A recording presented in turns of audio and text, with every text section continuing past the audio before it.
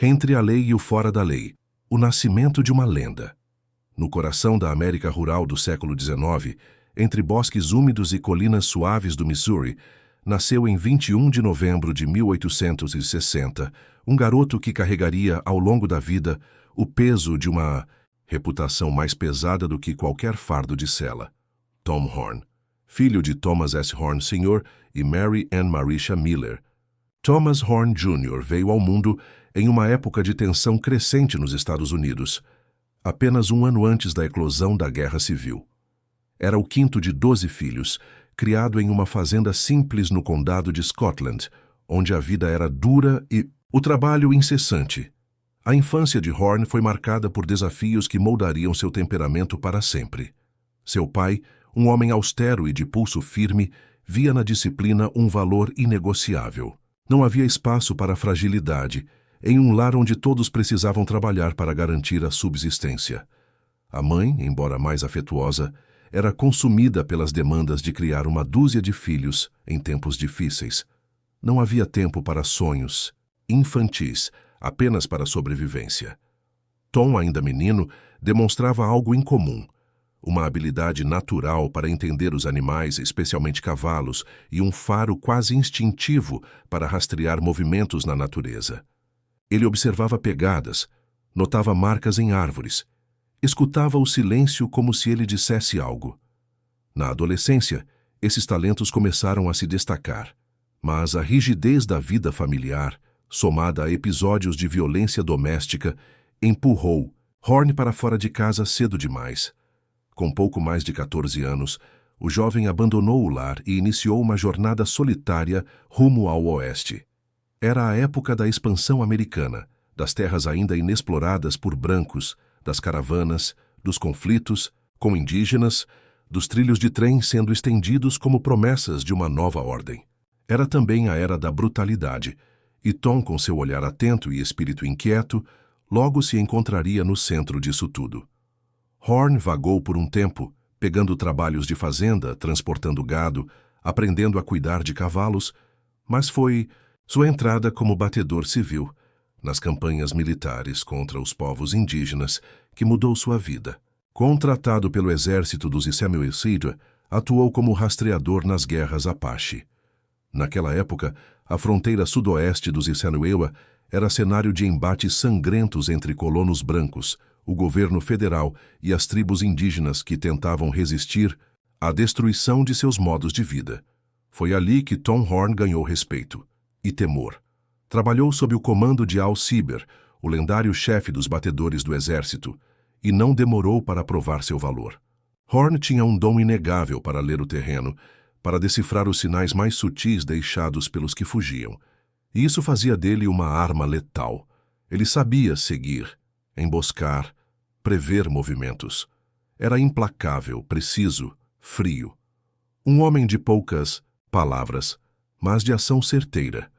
Seu momento de glória viria em 1886, quando participou da captura do chefe Apache Jerônimo, um dos últimos grandes líderes indígenas a resistir ao avanço americano.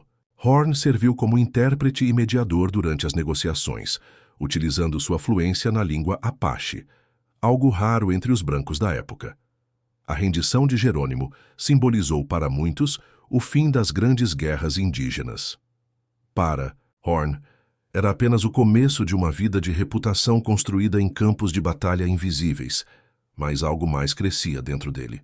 Uma convicção silenciosa de que a lei, tal como era aplicada no Oeste, era uma entidade moldável, que justiça era, muitas vezes, apenas o nome dado ao que o mais forte decidia. E essa visão moldaria suas próximas escolhas. Quando deixou o exército, Tom Horn encontrou abrigo na agência de detetives Pinkerton, a mais famosa empresa de investigação da América, com contratos para proteger ferrovias, bancos e grandes corporações. Foi ali que Horn experimentou o peso de operar dentro de uma estrutura semilegal, onde as fronteiras entre o policial e o mercenário eram tênues. Ele rastreava criminosos, vigiava sindicatos, capturava ladrões. Tudo com a frieza que já o caracterizava. A Pinkerton gostava de homens como Horn, discretos, eficazes e sem escrúpulos, mas até mesmo dentro da agência, Seu comportamento começou a incomodar. Seus métodos, embora eficientes, beiravam o brutal. Preferia resolver as coisas com uma bala certeira do que com um mandado de prisão. Em pouco tempo, ficou claro que Horn era um lobo solitário demais, até para os padrões da Pinkerton. Saiu da agência por volta de 1894. A partir daí, Tom Horn abraçou plenamente seu papel como pistoleiro contratado. Em uma época marcada por conflitos entre grandes criadores de gado e pequenos fazendeiros no oeste, sobretudo em estados como Wyoming e Colorado, Horn foi procurado por associações pecuaristas para atuar como uma espécie de justiceiro extraoficial. Seu trabalho: eliminar quem roubasse gado, quem invadisse terras, quem desafiasse os poderosos. Horn não escondia o que fazia. Ele mesmo disse certa vez, com uma honestidade desarmante: "Eu só matava quem merecia morrer." Para ele, não. Havia dilema moral. A ordem precisava ser mantida, e ele era apenas o instrumento. Ninguém queria se sujar, então contratavam Horn. E ele fazia o trabalho com uma frieza quase cirúrgica. O nome de Tom Horn passou a circular em sussurros entre os pequenos fazendeiros. Era o homem que vinha do nada, atirava à distância e desaparecia como um fantasma. Ninguém queria cruzar o caminho dele, e poucos sobreviveram para contar como era. O ano era 1901. Tom Horn, já com 40 anos, era uma figura conhecida e temida nos territórios do Wyoming. Naquela altura, ele já não era apenas um homem com habilidades letais. Era também uma lenda viva envolta em histórias contraditórias, cuja simples menção fazia ranchos se calarem. Mas nenhuma história marcaria tanto seu nome quanto a morte de Willie Nickel. Willie tinha apenas 14 anos. Era filho de Kels Nickel, um criador de ovelhas que, naquela época e região, ocupava o papel mais impopular possível. Em um mundo dominado por grandes fazendeiros de gado, criadores de ovelhas eram vistos como pragas, literalmente invasores de pastos, destruidoras de ecossistemas, competidores indesejáveis. E isso tornava homens como Kels Nickel alvos de uma guerra não declarada que se espalhava pelos campos abertos de Wyoming. Em julho daquele ano, Willie foi encontrado morto com um tiro, não muito longe da casa da família. Um assassinato brutal, aparentemente sem razão. Mas para muitos não havia mistério. Kels Nickel havia tido conflitos com criadores de gado e havia rumores de que Tom Horn estava trabalhando na região, contratado para lidar com problemas. A ligação entre Horn e o crime veio por meio de uma confissão, ou algo próximo disso. Frank Hadsell, um ex-xerife e aliado dos criadores de gado, convidou Horn para conversar, oferecendo-lhe uísque e hospitalidade. Enquanto bebia, Horn teria falado demais. Teria dito, em tom quase casual, que aquele garoto estava no lugar errado na hora errada e que ele havia feito o serviço, mas havia controvérsias. A suposta confissão foi feita sem a presença de um advogado, sem gravações, apenas na palavra de Hadsell e outro homem presente. Ainda assim, foi o bastante para que Horn fosse preso, julgado e acusado formalmente pelo assassinato de Willie Nickel. A prisão de Tom Horn foi um acontecimento em si. Muitos ficaram chocados, outros celebraram. Para uns, era a queda de um assassino a sangue frio. Para outros, a prisão de um homem injustiçado, vítima de uma armadilha e de um sistema que agora precisava de um bode expiatório. O julgamento de Tom Horn foi, como não poderia deixar de ser, um espetáculo. Realizado em Cheyenne, Wyoming, atraiu a atenção da imprensa nacional e dividiu opiniões por todo o país. Os promotores basearam-se quase exclusivamente na confissão feita a Frank Hadsell, enquanto a defesa alegava que Horn havia sido manipulado, embriagado e encurralado em um momento de vulnerabilidade. Não havia testemunhas oculares. Não havia evidências físicas diretas que ligassem Horn à cena do crime. E ainda assim, a fama que ele carregava pesou. Em cada frase, cada argumento, cada menção ao seu passado, surgia a sombra do pistoleiro implacável.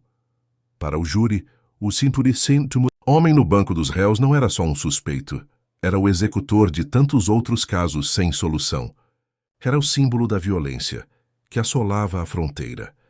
Em outubro de 1902, o veredicto veio: culpado. Tom Horn foi condenado à morte por enforcamento. Durante o ano seguinte, seus advogados tentaram apelar, mas sem sucesso. Horn permaneceu preso, aguardando a execução, escrevendo cartas, revisando sua autobiografia, mantendo-se com a mesma altivez que sempre o acompanhou. Quando a data foi marcada, 20 de novembro de 1903, um dia antes de seu 46º aniversário, Horn aceitou o destino com a mesma frieza com que, dizem, ele aceitava os contratos de morte. No dia da execução, centenas de pessoas se reuniram em Cheyenne. A forca havia sido construída com um mecanismo especial que seria acionado por um cronômetro, um método pensado para evitar que alguém tivesse de puxar a alavanca. O ponteiro girou, o tempo esgotou-se, e Tom Horn caiu.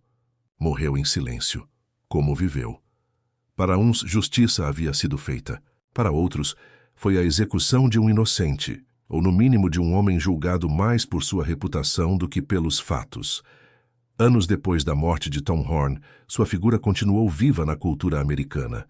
Livros, filmes, peças de teatro, todos buscavam entender quem ele foi de fato. Um herói trágico? Um assassino contratado? Um produto brutal de um tempo igualmente brutal? Sua autobiografia, publicada póstumamente, tenta pintar o retrato de um homem prático, frio, mas honesto consigo mesmo. Ele não nega quem foi, apenas justifica. O Oeste era uma terra sem lei e alguém precisava fazer o trabalho sujo. Historiadores continuam divididos. Alguns acreditam que Horn foi responsável pelo assassinato de Willie Nickel. Outros sustentam que ele foi vítima de uma emboscada judicial, julgado mais pela necessidade de um culpado do que por provas reais. O que ninguém discute é que Horn personificava como poucos a transição entre o Velho Oeste e o Novo Século, uma época em que a violência ainda era instrumento de poder, mas começava a ser vista como ameaça à civilização.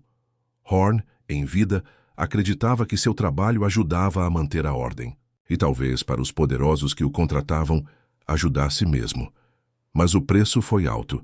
Para os Nickel custou a vida de um filho, para Horn custou a alma. O silêncio do campo onde Willie Nickel caiu permanece até hoje.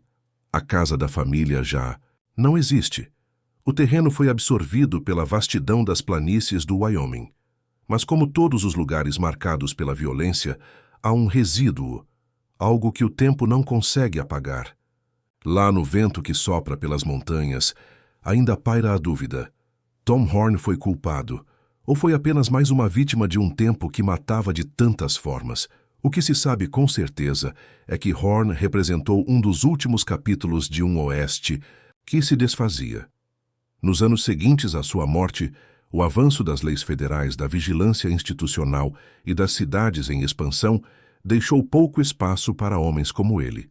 Solitários, letais, ambíguos. A figura do pistoleiro contratado perdeu seu lugar nas sombras da nova América que surgia, onde a burocracia substituía o coldre e a justiça começava, ainda que lentamente, a tomar contornos mais transparentes. Mas Tom Horn não desapareceu da memória coletiva. Em 1980, Hollywood levou sua história às telas com o filme Tom Horn, estrelado por Steve McQueen.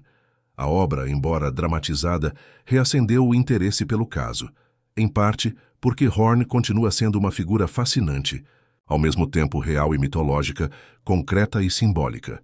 Um homem que viveu entre fronteiras, físicas, morais, legais. Hoje, quando historiadores olham para sua vida, veem nela o retrato fiel de uma era em conflito. Horn não era um monstro, nem um mártir. Era, sobretudo, um produto do seu tempo.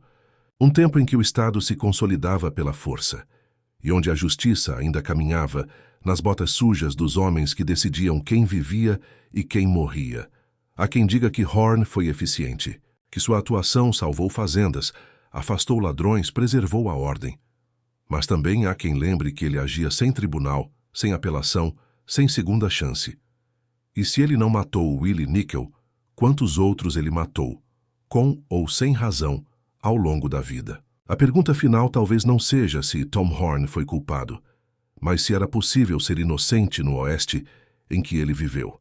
Assim se encerra a trajetória de Tom Horn, uma vida que atravessou as trincheiras da guerra indígena, os bastidores da espionagem corporativa, os salões empoeirados onde a vida valia menos que um copo de uísque. Uma vida em que o faro, a pontaria e o silêncio eram ferramentas de sobrevivência.